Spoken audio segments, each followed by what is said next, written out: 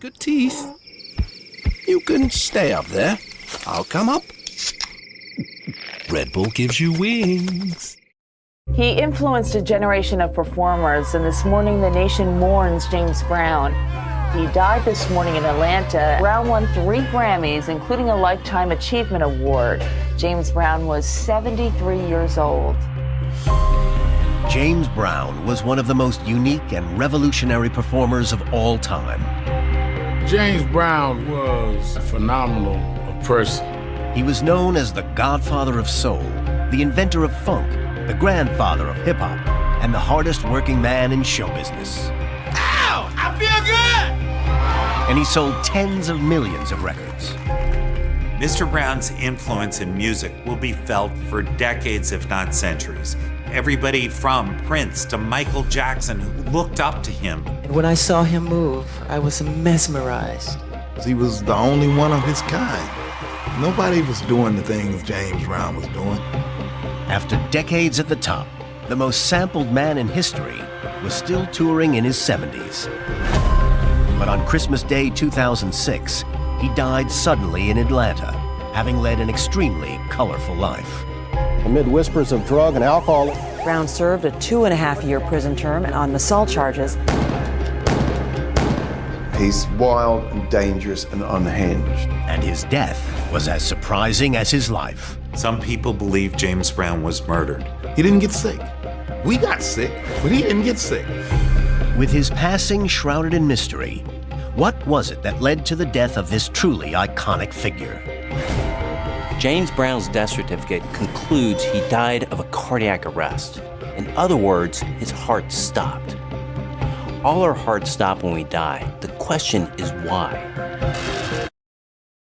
James Brown, the godfather of soul, was a prolific singer, songwriter, and bandleader, as well as one of the most iconic figures in funk and soul music.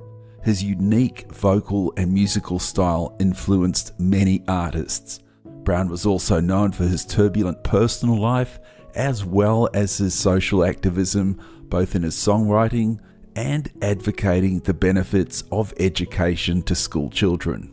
James Joe Brown Jr. was born on May 3rd, 1933, in a one-room shack in the woods of Barnwell, South Carolina, a few miles east of the Georgia border.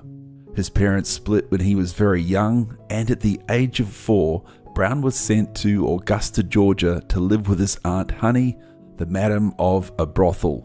Growing up in abject poverty during the Great Depression, a young Brown worked whatever odd jobs he could find for literal pennies.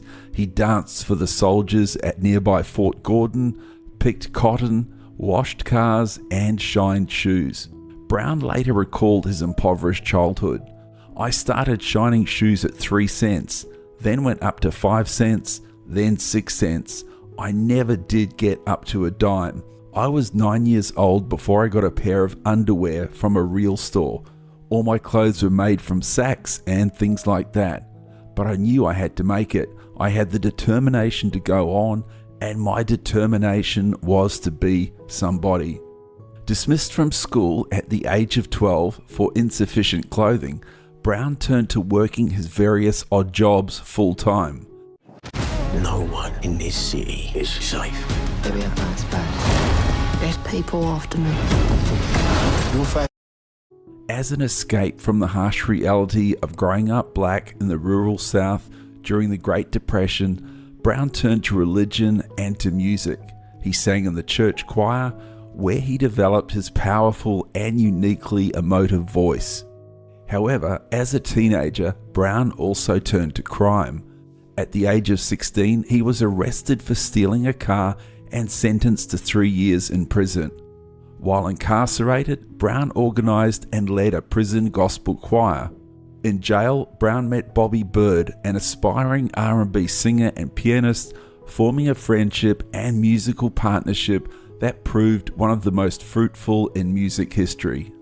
Always a gifted athlete, upon his release from prison in 1953, Brown turned his attention to sports and devoted the next 2 years primarily to boxing and playing semi-professional baseball.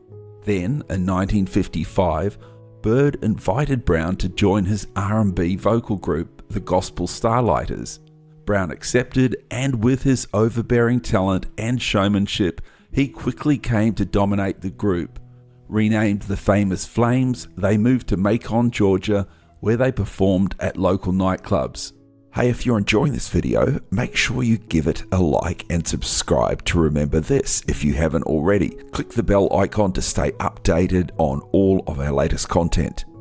In 1956, the Famous Flames recorded a demo tape of the song Please, Please, Please and played it for Ralph Bass, a talent scout for King Records.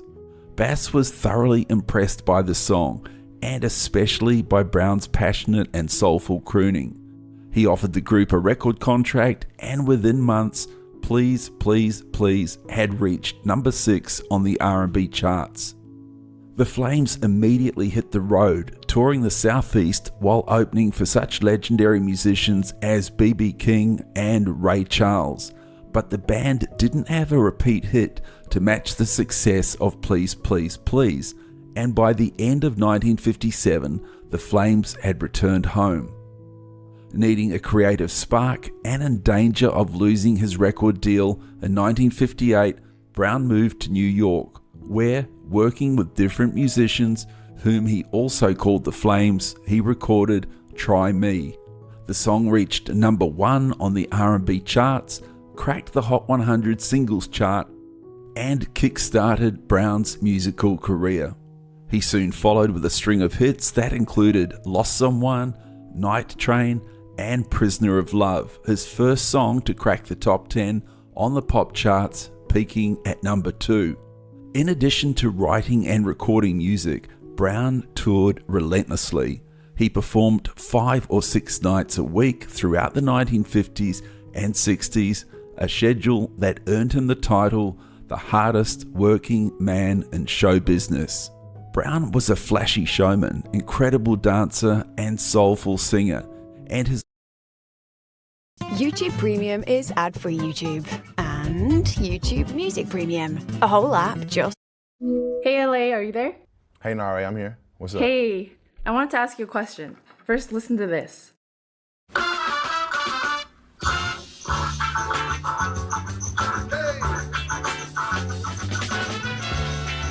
Sounds like a James Brown song, doesn't it?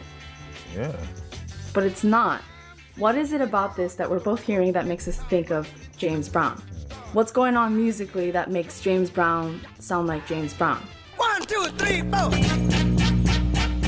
Get up, get on up. Screams, spins, and splits all make for a great show, but what was the minister of the new super heavy funk doing? To answer that question, we have to go back to 1964 when funk was born. So a lot of people say that funk started with Papa's Got a Brand New Bag in 1965. Others say it started in 1967 with Cold Sweat. But James Brown says in his autobiography that his sound really started to change in 1964 with his album Out of Sight. You got your highest sneakers on. Out of Sight was another beginning, musically and professionally. You can hear the band in me start to move in a whole nother direction rhythmically. The horns, the guitar, the vocals, everything was starting to be used to establish all kinds of rhythms at once. I was trying to get every aspect of the production to contribute to the rhythmic patterns. You know you're out of sight. Brown got away from melodies. His music was very rhythmically focused. Even the timbre, his delivery style was percussive. Yeah. And I think that's what made funk such a grooving, such a popular sound, because even the musicians, they're not really always singing. It's more group chanting, yeah. But it's not driven by a series of chords. It's driven by rhythmic interactions. And not only was he using every instrument to add to the song's rhythmic pattern, but he was creating a whole new pattern. So most music of that era gave heavy emphasis to the backbeat on the 2 and the 4 of the measure. And it sounded like this. 1, 2, 3, 4. 1, 2, 3, 4. 1, 2, 3, 4. What James Brown did was he put the emphasis on the 1, on the downbeat of the measure. And that sounds like 1, 2, 3, 4. 1, 2, 3, 4. 1, 2, 3, make it fun. Make it fun. Ha! Make it Emphasizing the one created space in the groove so that the band could add syncopation to the other beats. Syncopation is just placing rhythms or accents in places where we don't expect it. So if these are the strong beats, 3, 4, 1, 2, 3, 4. Syncopation is just putting accents in between the strong beats. So it sound like 1 and 2 and 3 and 4 and boom, get boom, get boom, get boom, get boom.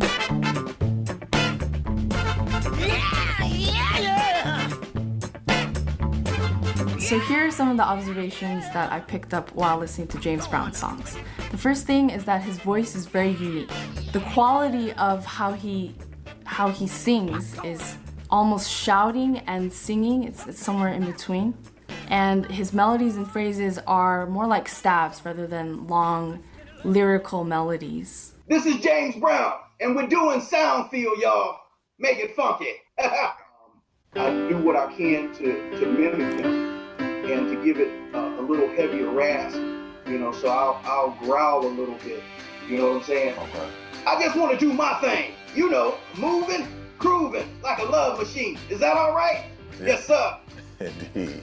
James would take very simplistic approaches. He would take a lyric and give it rhythm, and then he would wrap it with his soul and dip it in funk.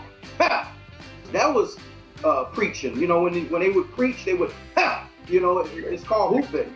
It's all from the black church. His influence was more the preachers than the singers per se. His phrasing and then saying, at the end, and the preachers, they are performing in a style that generates responses from the congregation. James Brown does the very same thing on stage. He is catering to the needs of his audience, and they understood and they identified with his performance, and that's why he remained so popular. At the same time, it is also the reason why he did not crack really the pop charts.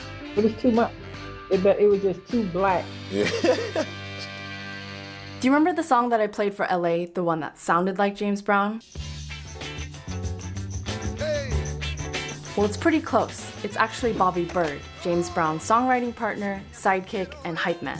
Listen to James Brown calling out for Byrd on his hit song, Sex Machine. Bobby, should I take him to the bridge? Go ahead, take him on to the bridge. Take him to the bridge. Can I take him to the bridge? At the hook of the song, that's actually Bobby Byrd calling for us to get on up. Get up, get on up, get up, get on up. Stay on the scene, get on up like a sex machine. Get on up. The use of this gospel-inspired call and response and vocal punctuations have inspired generations of hip-hop artists. You can even hear Brown's influence in today's ad-libs. Am I a cake? Am I a pineapple? At this size, who cares?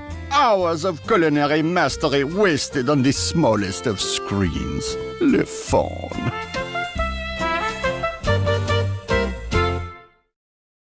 In the kitchen, wrist twisted like it's stir fry. Whip it in the kitchen, wrist twisted like it's stir fry. Whip it in the kitchen.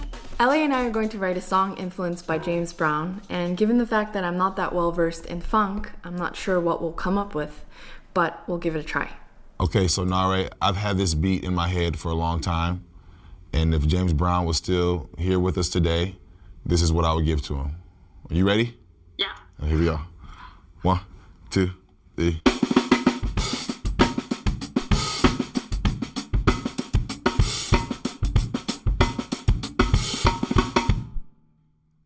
Nice. Yeah, cool. Do you think you could add some James Brown flavor to it? Something that has, maybe with a blues scale. Mm-hmm.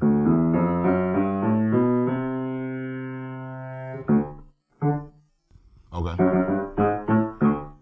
Yeah. Okay, let's try this. That. No, I like going up. Yeah, going up, climb down. That's tight. How would I articulate this to make it sound funky? It'd be like because I'm listening to the notes. Even if you added more space, like a bar of rest, you know what I'm saying? So, boom, boom,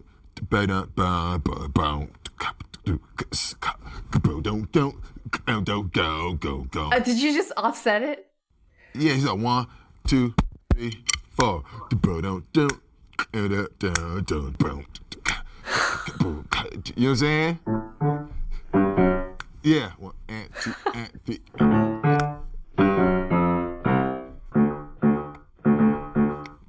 Yeah. Okay. Yeah, that kind of vibe. Okay, so Mr. Moore, Nare and I, we created a song that's influenced by James Brown. All right. And I'd love to play it for you in